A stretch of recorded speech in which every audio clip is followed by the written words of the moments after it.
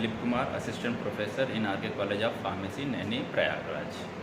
तो जैसा कि स्टूडेंट लास्ट क्लास में हमने स्टोमा के बारे में पढ़ा था according to इक्वेटिव syllabus.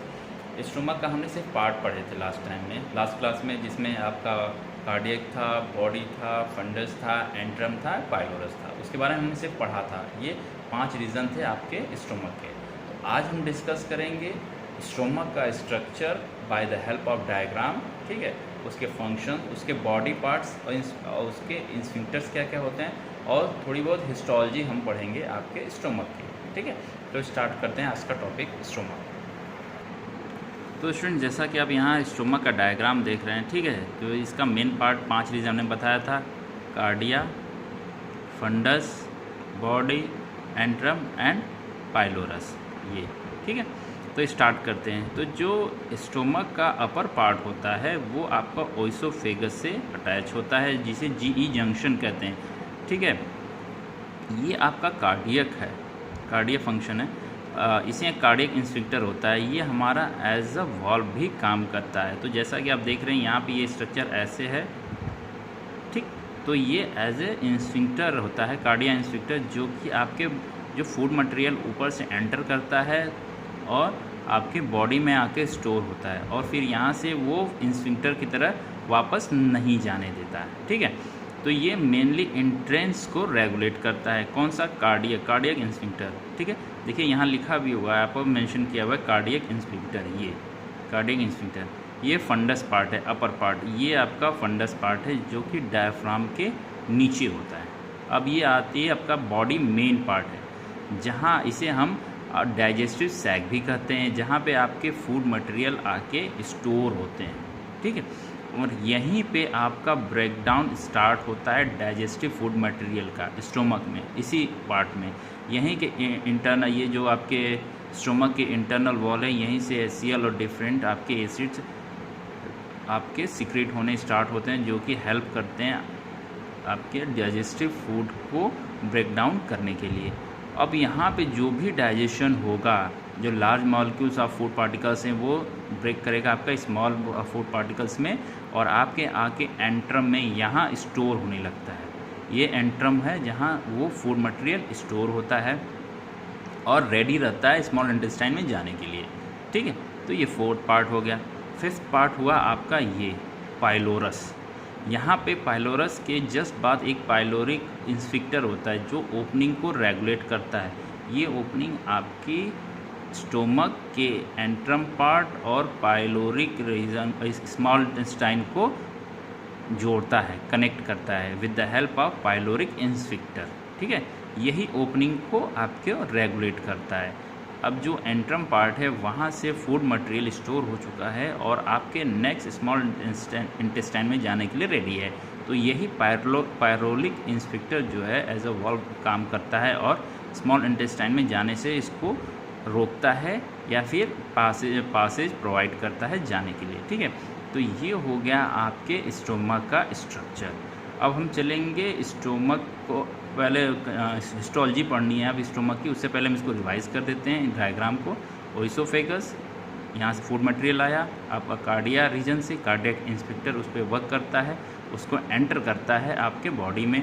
Funds part आपके डायफ्राम के जस्ट बिलो पार्ट होता है, ठीक है। बॉडी में आके वो फूड मटेरियल स्टोर होता है और डाइजेशन स्टार्ट होता है, या लार्ज मॉलिक्यूल्स या लार्ज पार्टिकल आपके जो फूड मटेरियल हैं उसका ब्रेकडाउन होता है। फिर वो ब्रेकडाउन होने के बाद वो एंट्रम में आके स्टोर होता है और पाइलोरिक रीजन में वो मूव करता है।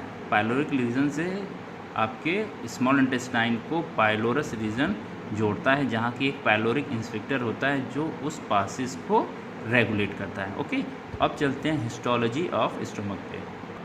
तो डियर स्टूडेंट, जब हम हिस्टोलॉजी ऑफ स्टोमक की बात करते हैं तो उस स्टोमक में हम उसके डिफरेंट स्ट्रक्चर्स के बारे में बात करते हैं, उसकी कौन कौन सी लेयर्स होती हैं उसके बारे में डिस्कस करते हैं। तो हिस्टोलॉजी हम पढ़ेंगे स्टोमक की, तो उसमें आपकी जो स्टोमक के लेयर है, वॉल है, वो आपकी 4 लेयर्स हैं। पहली mucosa, second one submucosa, third one muscularis externa and 4th one serosa, ठीक है। म्यूकोसा और सब म्यूकोसा, मस्कुलरिस एक्सटर्ना और सीरोसा। जो सब म्यूकोसा होती है वो कनेक्टिव टिश्यूज़ से मिलके बनी होती है, जिसमें कि blood and lymph vessel large amount में होते हैं, या इसमें सब म्यूकोसा पूरी की पूरी आपकी ब्लड लिम्फ और लिम्फ वेसल से मिलके बनी होती है। सेकेंड वन है, थर्ड वन है मस्कुलस एक्सटर्ना, फोर्थ वन है सीरोसा।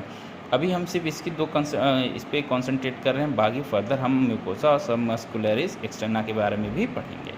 फोर्थ वन है सीरोसा। सीरोसा क्या है, आपकी फाइब्रस मेम्ब्रेन होती है, ठीक है, और ये कवर की रहती है आपके स्टोमक के आउटसाइड को। तो स्टोमक का आउटसाइड जो लेयर है वो सीरोसा से कवर होता है। इसको और भी कहते हैं विसरल पेरिटोनियम, इसे कहते हैं। तो सीरोसा का दूसरा नाम क्या है, विसरल पेरिटोनियम, इसे विसरल पेरिटोनियम भी कहते हैं। तो बेसिकली देखा जाए तो आपका जो स्टोमक है वो 4 पार्ट में डिवाइड हुआ, म्यूकोसा, सब mucosa, muscularis externa and serosa, ठीक है।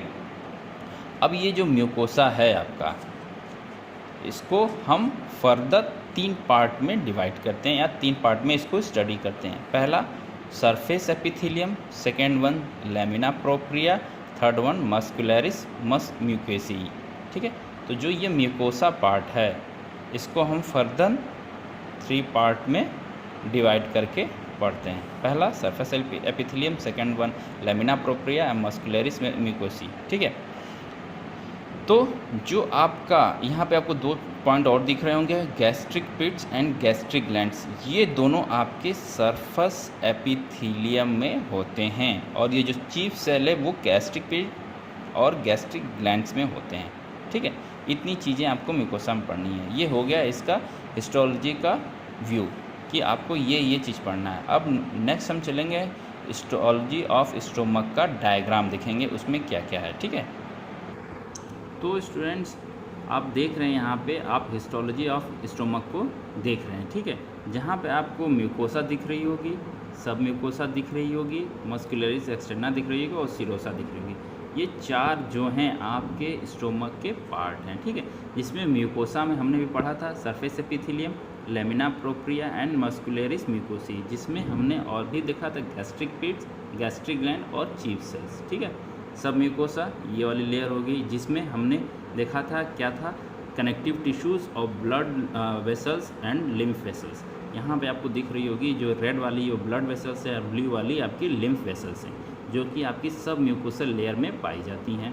अब मस्कुलरिस एक्सटर्ना जो है उसमें आपको 3 चीज़ें दिख रही हैं, oblique layer, circular layer and longitudinal layer. ये आपकी टिश्यूज़ की लेयर हैं जो कि इसको हैवी प्रोवाइड करते हैं, हैवी स्ट्रक्चर प्रोवाइड करते हैं। एंड थर्ड वन सीरोसा, जिसमें आपको blood veins and lymph veins दिख रही होंगी, ठीक है।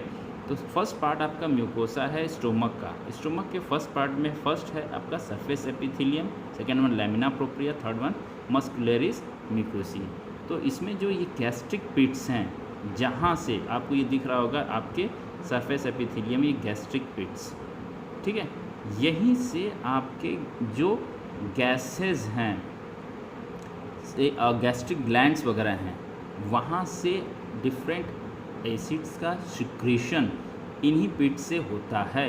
और ये जो गैस्ट्रिक ग्लैंड्स हैं वो रेस्पॉन्सिबल होती हैं डिफरेंट जूसेस को, डिफरेंट आपके हार्मोन्स को रिलीज़ कराने के लिए, ताकि आपके डाइजेस्टिव सिस्टम में वो पार्टिसिपेट कर सकें, ठीक है। तो आपका गैस्ट्रिक पिट्स एंड गैस्ट्रिक ग्लैंड, और ये एक पार्ट है चीफ सेल्स, जो कि आपके यहाँ लोअर रीजन में आपके लैमिना प्रोप्रिया के सरफेस एपिथेलियम के लैमिना प्रोप्रिया में पाया जाता है, ठीक है। तो ये सारा आपका हिस्टोलॉजी हो गया किसका, स्टोमक का। रिपीट कर देते हैं फिर से इस डायग्राम को। हिस्टोलॉजी ऑफ स्टोमक में हमने सिर्फ 4 पार्ट पढ़ने हैं, जिसमें पहला म्यूकोसा है, second one submucosa, third one muscularis externa and fourth one serosa. Mucosa में आपकी surface epithelium, lamina propria and muscularis mucosae हो गया। सेकेंड वन सब म्यूकोसा में आपकी जो कि कनेक्टिव टिश्यूज़ और आपके blood vessels and lymph vessels से मिलके बना होता है।